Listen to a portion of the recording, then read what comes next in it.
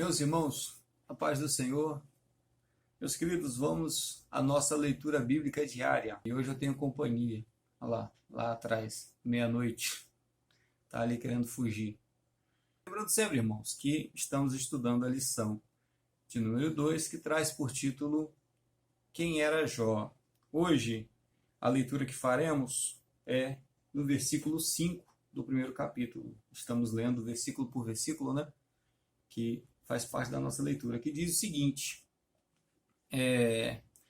sucedia, pois, que, tendo decorrido o turno de dias de seus banquetes, enviava Jó e os santificava, e se levantava de madrugada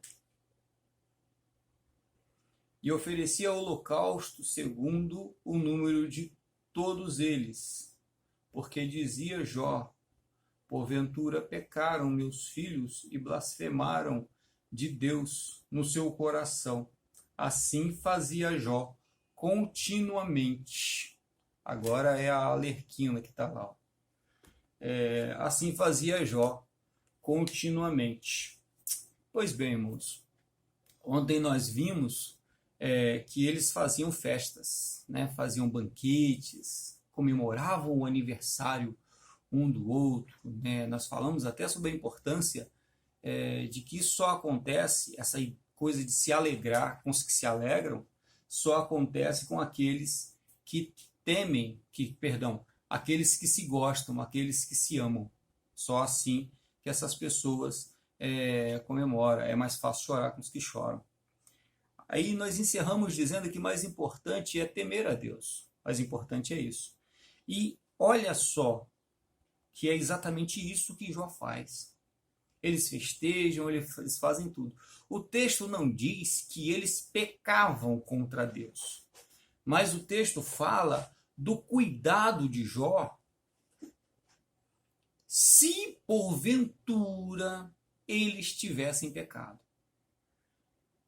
Eles beberam, né? Eles poderiam ter se alegrado um pouco demais, e a gente sabe que quando a gente está um pouco alegre demais, a gente acaba fazendo e falando coisas que não deveria. Aí depois vem aquela história de ter que pedir desculpa e tudo mais. E assim né? A nossa natureza, nós somos desse jeito. Isso não tem nada de errado. O problema é que a gente dá vazão à nossa emoção demais. Tem um pensamento filosófico que diz para a gente que nós não podemos tomar decisões quando estamos felizes demais ou quando estamos tristes demais. Não podemos tomar decisões fortes, coisas importantes. Não podemos decidir nesse momento, porque a chance de errar é muito grande. Quando estamos felizes demais e quando estamos tristes demais. Então, a preocupação de Jó é relevante. É relevante. Eles poderiam ter, sim, errado e pecado. Poderia ter acontecido, sim. Porém, a Bíblia não é categórica ao afirmar isso. Agora, o importante aqui era o que Jó fazia. Mesmo essas pessoas, os seus filhos já sendo adultos, Jó ainda se mantinha como um sacerdote da sua casa. Jó ainda se mantinha como aquele que os ajudava a se aproximar de Deus, para adorar, para louvar e para pedir perdão também. Pedir perdão é importante. O perdão de Deus, a gente sabe que o amor dele abrange tudo, mas é importante, irmãos, que aquele que quer perdão, que quer ser perdoado, se manifeste. É importante isso. Se eu errei, e não só contra Deus, mas contra os meus irmãos também. Se eu errei contra alguém, eu tenho que ir a esta pessoa e pedir perdão. E tem uma coisa importante que as pessoas acabam, ao invés de pedir perdão, acabam colocando a culpa sobre o ofendido. Que é dizendo o seguinte: se eu errei, se a pessoa, eu não quis falar isso não, mas se a pessoa se sentiu ofendida, então eu queria pedir perdão. Isso não é pedido de perdão. porque eu estou transferindo a culpa para aquele que foi ofendido.